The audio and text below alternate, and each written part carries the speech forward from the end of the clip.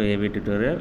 ఇక మనకి తెలంగాణ రాష్ట్రానికి సంబంధించి కొత్త అప్డేట్ అయితే రావడం జరిగింది. రాష్ట్రంలో త్వరలో 750 డాక్టర్ పోస్టులు భర్తీ చేస్తామని హెల్త్ డైరెక్టర్ ఎవరైతే ఉన్నారో తెలంగాణ రాష్ట్రానికి సంబంధించి వాళ్ళైతే రీసెంట్గా చెప్పడం జరిగిందనమాట. సో ఈ యొక్క ప్రైమరీ హెల్త్ సెంటర్స్ ఏవైతే ఉన్నాయో వాటిని స్టాండర్డైజేషన్ చేసేందుకు ప్రభుత్వం చర్యలు తీసుకుంటుందంటే, అదేవిధంగా పిహెచ్సిలలో ఆరోగ్యశ్రీ సేవలు అందుబాటులోకి తీసుకొస్తామంటూ ఈ మేరకు వైద్యుల శిక్షణ ఇస్తామని సర్కార్ దవాఖానలో ప్రస్తుత ఎవరైతే వర్క్ చేస్తున్నారో వాళ్ళే కాకుండా అదనంగా కావాల్సినటువంటి స్టాఫ్కి సంబంధించి ఇక్కడ ప్రధానంగా అప్డేట్స్ అయితే రావడం జరిగిందనమాట. సో రీసెంట్గా తెలంగాణ రాష్ట్రానికి సంబంధించి ఈ యొక్క తెలంగాణ హెల్త్ మినిస్టర్ ఎవరైతే ఉన్నారో హరీష్ రావు గారు కూడా చెప్పడం జరిగింది. 13,000 జాబ్స్కి సంబంధించిన నోటిఫికేషన్ ఇస్తాం త్వరలో అంటూ చెప్పడం జరిగిందనమాట. సో ఇయర్ ఎండ్ వరకు దానికి సంబంధించి ఈ యొక్క మంత్ ఎండ్ లోపు అనమాట దానికి సంబంధించిన కంప్లీట్ డీటెయిల్స్ అయితే మనకు వచ్చే అవకాశాలు ఉన్నాయి. వీటిలో ప్రధానంగా స్టాఫ్కి సంబంధించి టెక్నికల్ కానివ్వండి, నాన్ టెక్నికల్కి సంబంధించి ప్రధానంగా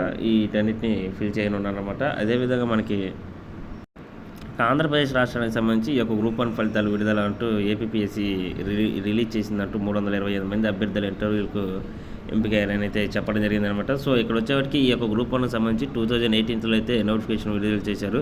ఇక 2021 ప్రకారం వీటిని రిజల్ట్ అయితే అనౌన్స్ చేశారనమాట హైకోర్టు ఆదేశాల మేరకు.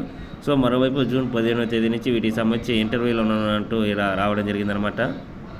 ఇక నెక్స్ట్ అదేవిధంగా తెలంగాణ రాష్ట్రానికి సంబంధించి జూనియర్ అసిస్టెంట్ ఖాళీల భర్తీ బాధ్యతను టీఎస్పీఎస్సీకి అప్పగించడం విద్యాశాఖ ఆలోచిస్తున్నట్టు దీనికి సంబంధించి గ్రూప్ 4కి సంబంధించి ప్రధానంగా మనకి ఈ యొక్క తెలంగాణ రాష్ట్ర వ్యాప్తంగా ఉన్నటువంటి జూనియర్ అసిస్టెంట్ ఖాళీలకు సంబంధించి 600 వరకు ఉన్నాయన్నమాట. వీటిని టీఎస్పీఎస్సీకి అప్పచెప్పాలంటూ రాష్ట్ర ప్రభుత్వం అయితే విద్యాశాఖకు సంబంధించి ఆలోచన చేస్తుంది. వీటిలో ప్రధానంగా మనకి స్టెనోగ్రాఫర్ గారు, జూనియర్ స్టెనోగ్రాఫర్ గారు పోస్టులు ఇందులో చేర్చేలా అనే క్వశ్చన్ రావడంతో గ్రూప్ 4 చేర్చకపోవచ్చు అంటూ దీనికి సంబంధించి మనకైతే ఇంకా క్లారిటీ రావాల్సింది. సో ఇది ప్రధానంగా ఈరోజు ఆంధ్రప్రదేశ్ తెలంగాణ రాష్ట్రాలకు ఉన్నటువంటి అప్డేట్స్.